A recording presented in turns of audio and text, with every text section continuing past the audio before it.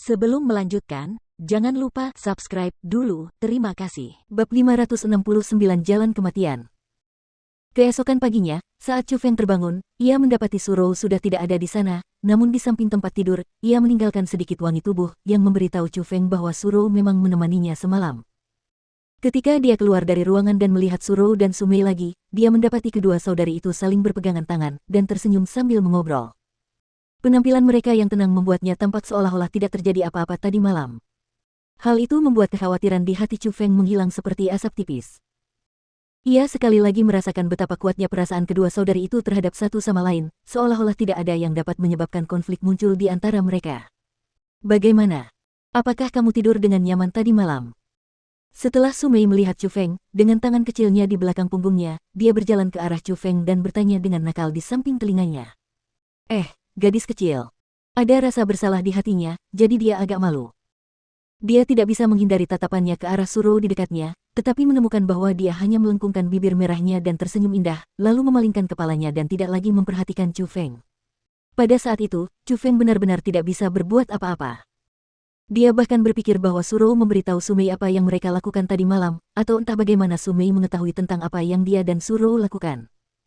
Tetapi ketika bibir merah Sumei bergetar dan sebuah pesan mental diproyeksikan ke telinganya, Chu Feng langsung terdiam.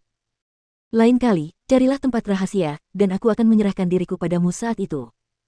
Tapi hati-hati, kita tidak boleh ditemukan oleh adikku atau dia pasti tidak akan memaafkanku gelombang. Begitu saja, pada hari istimewa festival bulan, meskipun Chu Feng tidak dapat lengkap dengan Sumei, ia berbagi ranjang dengan Surou sekali lagi. Meskipun proses terjadinya hal itu membuat Chu Feng sedikit bingung, ia sekali lagi merasakan betapa para saudarinya mencintainya. Alasan mengapa mereka bertindak seperti itu adalah karena mereka enggan berpisah dengannya. Bagaimanapun, mulai hari ini, Chu Feng akan meninggalkan Akademi Empat Lautan dan melangkah ke perjalanan yang tidak pasti. Hari ini juga merupakan hari terakhir ujian murid Akademi Empat Lautan. Murid-murid yang lulus ujian sebelumnya sudah memiliki instruktur masing-masing, dan saat ini sedang memasuki Akademi Empat Lautan. Dari orang-orang itu, yang paling menjadi pusat perhatian tentu saja Surou dan Sumei. Instruktur mereka adalah instruktur ilahi. Mereka benar-benar menimbulkan rasa iri. Namun selain Surou dan Sumei, ada juga banyak orang yang dikagumi, termasuk Zhang Tianyi dan Jiang Wuxiang. Mereka telah memperoleh kualifikasi untuk masuk Akademi Empat Lautan, dan juga memperoleh kesempatan untuk menjadi murid instruktur ilahi. Kesempatan itu kini berada di tangan mereka sendiri. Apakah mereka dapat berhasil menjadi murid instruktur ilahi, dan sejak saat itu naik jabatan, bergantung pada kemampuan mereka sendiri. Mereka yang berjuang untuk menjadi murid instruktur ilahi semuanya berasal dari generasi muda. Kekuatan mereka tidak lemah, dan mereka semua jenius. Namun, di mata Chu Feng, tidak ada seorang pun yang bisa mengalahkannya. Melihat generasi muda, mereka yang memiliki kekuatan tertinggi hanya berada di level ke-6 alam surga, dan jika Chu Feng menggunakan kekuatan petirnya, kultivasinya juga akan memasuki level ke-6 alam surga. Di level yang sama, siapa yang bisa mengalahkan Chu Feng? Setidaknya, hingga saat ini, hanya Ziling yang bisa. Kenyataannya, bukan hanya Chu Feng, bahkan Jiang Wuxiang dan Zhang Tianyi tidak terlalu tertekan. Mereka tidak hanya menghancurkan semua rintangan dalam ujian, mereka bahkan mengalahkan semua lawan mereka, dan pada akhirnya, menjadi murid instruktur ilahi, murid jenius yang akan dipandang oleh banyak orang.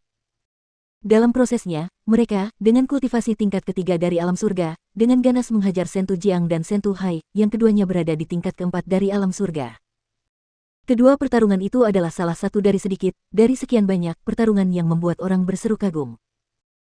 Chu Feng juga merasa senang untuk Surou, Sumei, Zhang Tianyi, dan Jiang Wuxiang ketika mereka ditatap oleh tatapan kagum dan pujian yang tak terhitung jumlahnya saat mereka menjadi murid dari instruktur ilahi mereka masing-masing dan juga menjadi murid yang paling unggul dan memiliki potensi paling besar di Akademi Empat Lautan. Setidaknya itu berarti mereka bukan satu-satunya jenius di benua 9 provinsi. Bahkan di wilayah Laut Timur, mereka juga bisa berdiri sendiri. Setelah Jiang Wuxiang dan Zhang Tianyi berhasil menjadi murid instruktur ilahi, Chu Feng memutuskan untuk pergi pada hari yang sama karena pada hari ini, mereka yang tidak dapat memasuki Akademi Empat Lautan harus pergi. Namun, saat pergi, Chu Feng tidak mengizinkan mereka mengantarnya karena ia tidak ingin pergi dengan perasaan sedih. Ia ingin tetap ceria sebelum melangkah ke perjalanan berikutnya. Dan saat dia tiba di depan arai teleportasi, Chu Feng mengenali dua sosok yang dikenalnya. Mereka adalah Sentu Jiang dan Sentu Hai.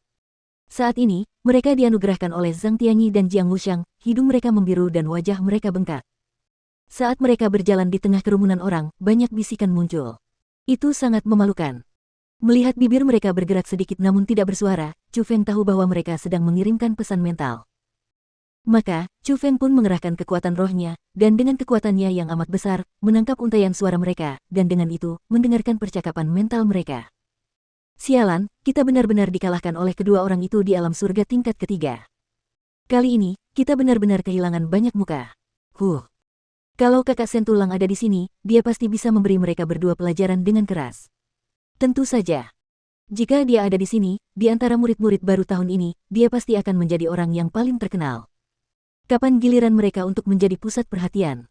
Tapi, kenapa dia belum juga datang? Bukankah kita sudah bilang dia akan masuk Akademi Empat Lautan juga? Apa yang sebenarnya dia lakukan? Siapa tahu. Tapi aku yakin kakak Sentulang pasti punya rencananya sendiri. Sentu Jiang dan Sentu Hai memang mengeluhkan segalanya karena kekalahan mereka dalam pertempuran. Selain itu, dari kata-kata mereka, Chu Feng juga membenarkan bahwa mereka memang berada dalam kelompok yang sama dengan Sentu Jiang. Oh, siapa ini? Sentu Jiang dan Sentu Hai, kan? Apa yang terjadi? Aku baru sehari tidak melihat kalian, tapi kepala kalian sudah menjadi kepala babi. Ah, aku tahu. Kau pasti telah menerima banyak pukulan dari pertarungan hari ini, kan? Dari siapa itu? Tidak mungkin dari Zhang Tianyi dan Jiang Wuxiang, kan? Ini benar-benar memalukan kalian.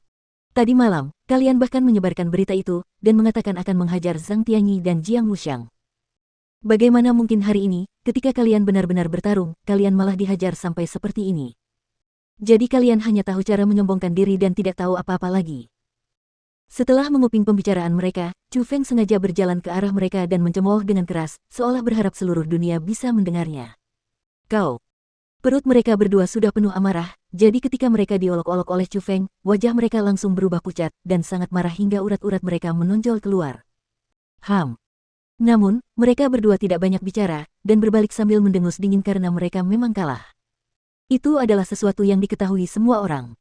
Jika mereka terus membela diri atau melontarkan hinaan, mereka tidak akan mendapat apa-apa selain ejekan. Jadi, mereka hanya bisa bertahan. Ah, jangan pergi. Ayo ngobrol lebih lama lagi. Apa? Kau tidak bisa bicara lebih banyak. Kau tidak tahu apa arti, nasihat bijak tidak masuk akal. Sampah.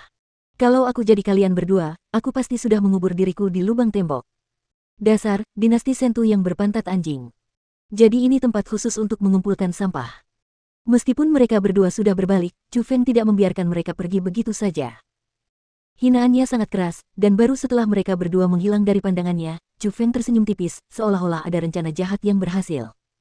Tak lama kemudian, dengan mengandalkan teleportation array, Chu Feng meninggalkan Akademi Empat Lautan. Namun, ia menemukan bahwa ada dua orang yang diam-diam mengikutinya. Adapun siapa mereka berdua, Chu Feng tahu bahkan dengan mata tertutup. Mereka pasti Sentu Jiang dan Sentu Hai. Mereka berdua sudah tidak senang pada Chu Feng, dan baru saja, dia mengejek mereka dengan cara seperti itu. Bagaimana mereka bisa benar-benar tahan? Kali ini, dengan mengikutinya, mereka tentu saja ingin memberi Chu Feng pelajaran. Mereka tidak tahu bahwa penghinaan sebelumnya hanyalah rencana yang dibuat oleh Chu Feng.